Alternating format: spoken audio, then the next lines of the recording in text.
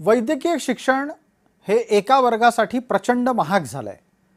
ते काही जणांसाठी सवलतीत आहे, पण ते सगळ्या ठिकाणीच सवलतीत असलं पाहिजे असा आग्रह नुकताच झाला आणि त्याच्यावर एक कायदेशीर खल देशभरात सुरू झालाय।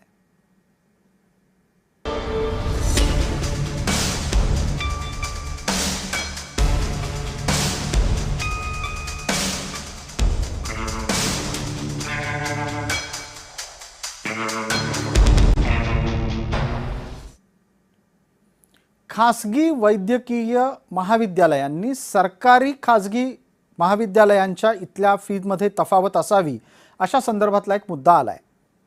सरकारी महाविद्यालयांमध्ये जेवढी वैद्यकीय अभ्यासक्रमाची फी आहे तेवढीच फी खासगी वैद्यकीय महाविद्यालयात घ्यावी अशी मागणी करणारी एक याचिका सर्वोच्च न्यायालयाने नुकतीच फेटाळून लावली। न्यायमूर्ती बी.व्ही. नागरत्ना आणि न्यायमूर्ती जयमाला बागची यांच्या खंडपीठानं राजस्थान उच्च न्यायालयाच्या निर्णयामध्ये हस्तक्षेप करायला नकार दिलाय। प्रकरण राजस्थान उच्च न्यायालयामध्ये जेव्हा गेलं तेव्हा तिथल्या न्यायालयानं राज्यातल्या खासगी वैद्यकीय महाविद्यालयांच्या शुल्क संरचनेला वैध ठरवलं होतं। आर्थिकदृष्ट्या मागास प्रवर्गाच्यासाठी वार्षिक 8 लाख रुपयांची उत्पन्न मर्यादा निश्चित करण्यात आली असली तरीही खासगी वैद्यकीय महाविद्यालयांमधल्या शिक्षण शुल्काला अत्यंत जास्त ठरवत काहींनी आक्षेप नोंदवला। अनेक महाविद्यालयांमध्ये वार्षिक फी सुमारे 19 लाखाच्या जवळपास आहे। ती किमान 19 लाख ते कमाल 25 लाख रुपयापर्यंत जातीये। आर्थिकदृष्ट्या मागास प्रवर्गातल्या विद्यार्थ्यांना याचा प्रत्यक्ष लाभ मिळणं कठीण होतंय असं त्या याचिकेमध्ये तर्क देताना म्हटलं होतं।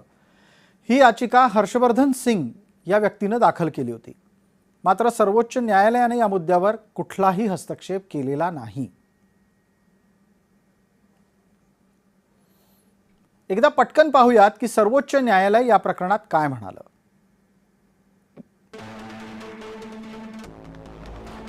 खासगी वैद्यकीय महाविद्यालयांची फी न परवडणाऱ्या विद्यार्थ्यांनी शिष्यवृत्ती मिळवावी किंवा अन्य कोणत्या तरी मार्गाने अर्थसहाय्य उभं करावं।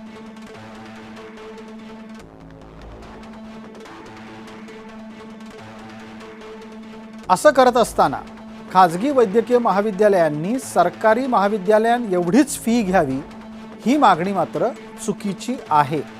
खासगी वैद्यकीय महाविद्यालयांना सगळा खर्च स्वतः करावा लागतो याची आठवण सर्वोच्च न्यायालयानं करून दिली आहे। त्यामुळे सरकारी दरानं फी घेतली तरी ती खासगी महाविद्यालय चालणार नाहीत, बंद पडतील अशी भीतीही सर्वोच्च न्यायालय व्यक्त करते।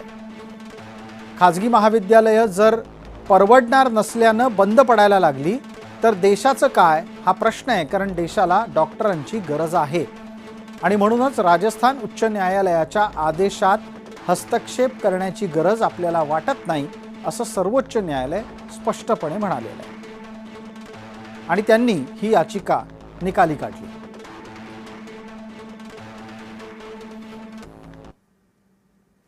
विशेषतः या भागात तुर्तास इतकंच। आपण पाहत रहा फक्त जय महाराष्ट्र।